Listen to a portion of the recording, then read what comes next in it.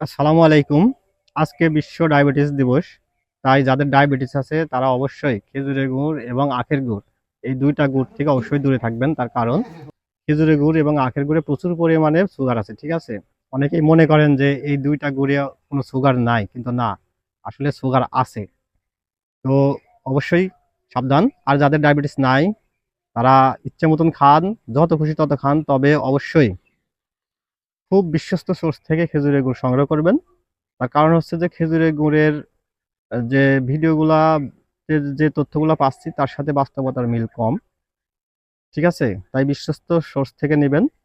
যদি বিশ্বস্ত জায়গা না পান সেক্ষেত্রে অবশ্যই আমাদের থেকে নিতে পারেন। আমরা একেবারে রুট লেভেল থেকে কাজ করি। আমাদের বাড়ি গ্রামেই, নাটোরে।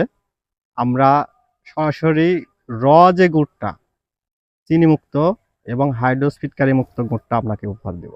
ঠিক আছে?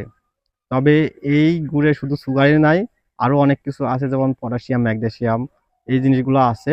এটা স্বাস্থ্যের জন্য অনেক উপকারী একটা ভালো গুড়। আপনারা নিশ্চিন্তে নির্দ্বিধায় খেতে পারেন। ঠিক আছে?